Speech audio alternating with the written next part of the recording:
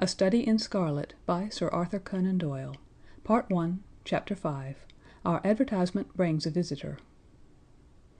Our morning's exertions had been too much for my weak health, and I was tired out in the afternoon. After Holmes's departure for the concert, I lay down upon the sofa and endeavored to get a couple of hours' sleep. It was a useless attempt. My mind had been too much excited by all that had occurred, and the strange fancies and surmises crowded into it. Every time that I closed my eyes I saw before me the distorted, baboon-like countenance of the murdered man. So sinister was the impression which that face had produced upon me that I found it difficult to feel anything but gratitude for him who had removed its owner from the world. If ever human features bespoke vice of the most malignant type, they were certainly those of Enoch J. Drebber of Cleveland. Still, I recognized that justice must be done, and that the depravity of the victim was no condonement in the eyes of the law. The more I thought of it, the more extraordinary did my companion's hypothesis, that the man had been poisoned, appear. I remember how he had sniffed his lips, and had no doubt that he had detected something which had given rise to the idea. Then again, if not poison, what had caused the man's death, since there was neither wound nor marks of strangulation? But, on the other hand, whose blood was that which lay so thickly upon the floor? There were no signs of a struggle, nor had the victim any weapon with which he might have wounded an antagonist. As long as all these questions were unsolved, I felt that sleep would be no easy matter either for Holmes or myself. His quiet, self-confident manner convinced me that he had already formed a theory which explained all the facts, though what it was I could not for an instant conjecture. He was very late in returning, so late that I knew that the concert could not have detained him all the time. Dinner was on the table before he appeared. "It was magnificent," he said as he took his seat. "Do you remember what Darwin says about music? He claims that the power of producing and appreciating it existed among the human race long before the power of speech was arrived at. Perhaps that is why we are so subtly influenced by it. There are vague memories in our souls of those misty centuries when the world was in its childhood." "That's rather a broad idea," I remarked. "One's ideas must be as broad as nature if they are to interpret nature," he answered. "What's the matter? You're not looking quite yourself. This Brixton Road affair has upset you." "To tell the truth, it has," I said. "I ought to be more case-hardened after my Afghan experiences. I saw my own comrades hacked to pieces at my wand without losing my nerve." "I can understand. There is a mystery about this which stimulates the imagination. Where there is no imagination, there is no horror. Have you seen the evening paper?" "No." "It gives a fairly good account of the affair. It does not mention the fact that when the man was raised up, a woman's wedding ring fell upon the floor. It is just as well it does not." "Why?" "Look at this advertisement," he answered. "I had one sent to every paper this morning immediately after the affair."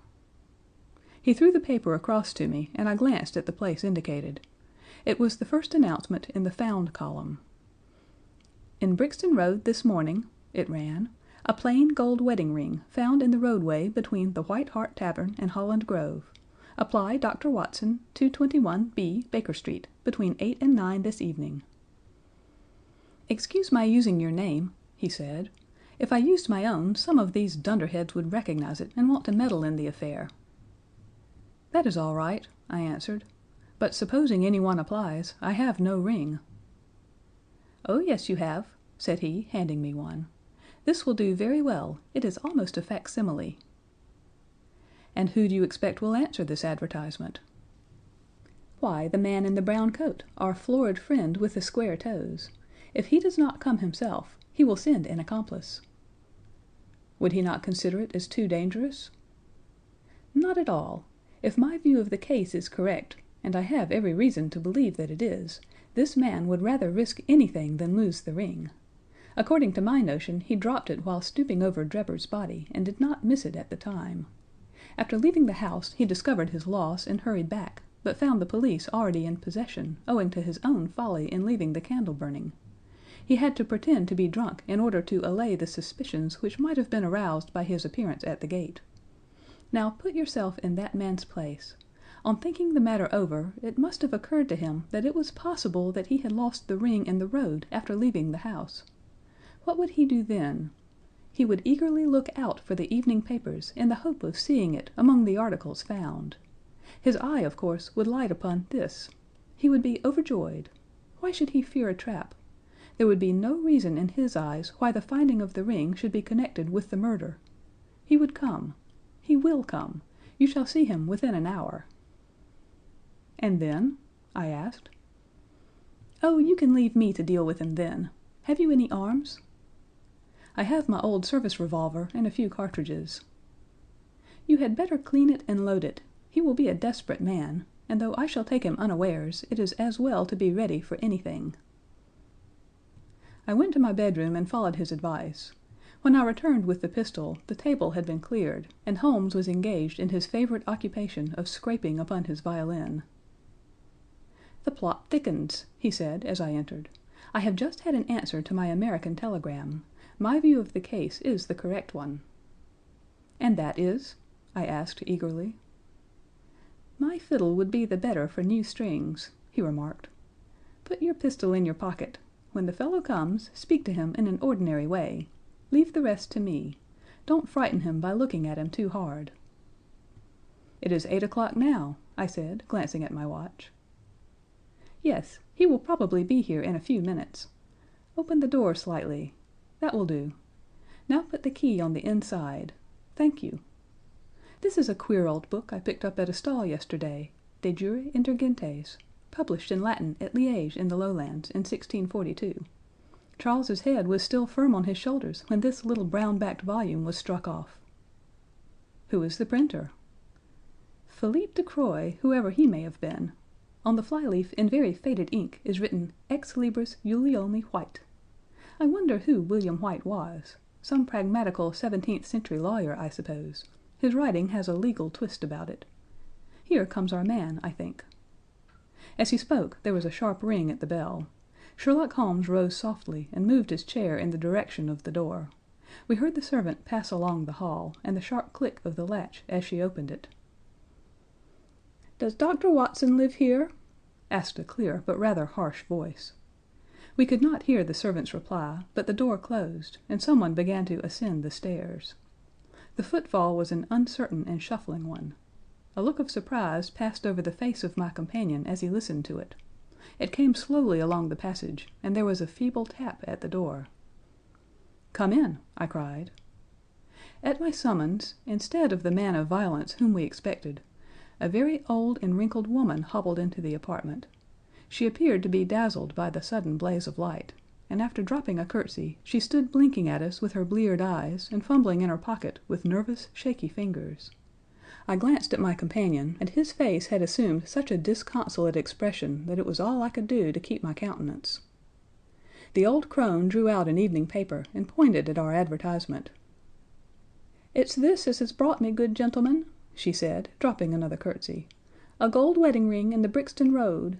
It belongs to my girl Sally, as was married only this time 12 month, which her husband is steward aboard a Union boat, and what he'd say if he comes home and found her without her ring is more than I can think, he being short enough at the best of times, but more especially when he has the drink.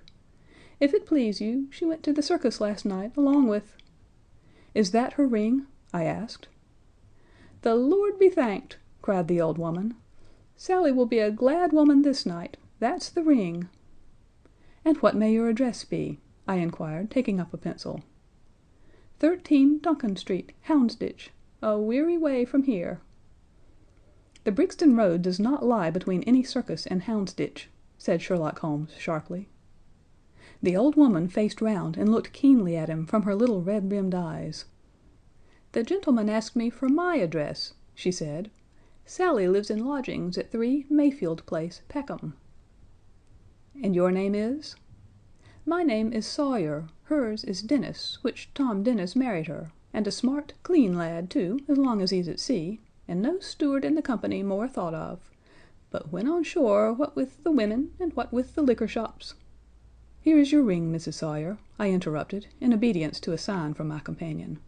"It clearly belongs to your daughter, and I am glad to be able to restore it to the rightful owner." With many mumbled blessings and protestations of gratitude the old crone packed it away in her pocket and shuffled off down the stairs. Sherlock Holmes sprang to his feet the moment that she was gone, and rushed into his room. He returned in a few seconds enveloped in an ulster and a cravat. "I'll follow her," he said hurriedly. "She must be an accomplice, and will lead me to him. Wait up for me." The hall door had hardly slammed behind our visitor before Holmes had descended the stair. Looking through the window, I could see her walking feebly along the other side, while her pursuer dogged her some little distance behind. Either his whole theory is incorrect, I thought to myself, or else he will be led now to the heart of the mystery. There was no need for him to ask me to wait up for him, for I felt that sleep was impossible until I heard the result of his adventure. It was close upon 9 when he set out. I had no idea how long he might be, but I sat stolidly puffing at my pipe and skipping over the pages of Henri Murger's Vie de Bohème. 10 o'clock passed, and I heard the footsteps of the maid as she pattered off to bed. 11, and the more stately tread of the landlady passed my door, bound for the same destination. It was close upon 12 before I heard the sharp sound of his latchkey. The instant he entered I saw by his face that he had not been successful. Amusement and chagrin seemed to be struggling for the mastery, until the former suddenly carried the day, and he burst into a hearty laugh. "I wouldn't have the Scotland Yarders know it for the world," he cried, dropping into his chair.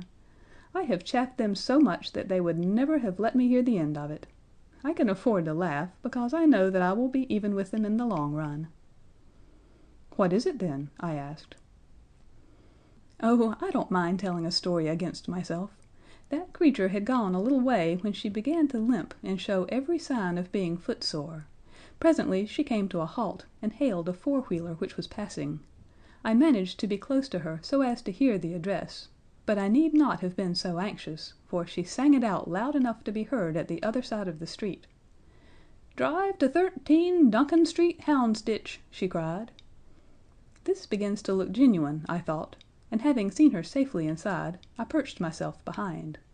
That's an art which every detective should be an expert at. Well, away we rattled, and never drew rein until we reached the street in question.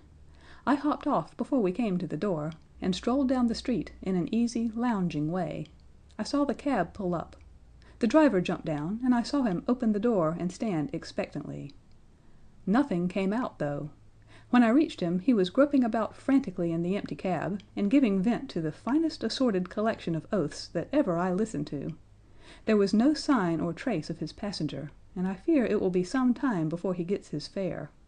On inquiring at number 13, we found that the house belonged to a respectable paperhanger named Keswick, and that no one of the name either of Sawyer or Dennis had ever been heard of there. "You don't mean to say," I cried in amazement, "that that tottering, feeble old woman was able to get out of the cab while it was in motion without either you or the driver seeing her?" "Old woman be damned," said Sherlock Holmes sharply. "We were the old women to be so taken in. It must have been a young man, and an active one, too, besides being an incomparable actor. The get-up was inimitable. He saw that he was followed, no doubt, and used this means of giving me the slip.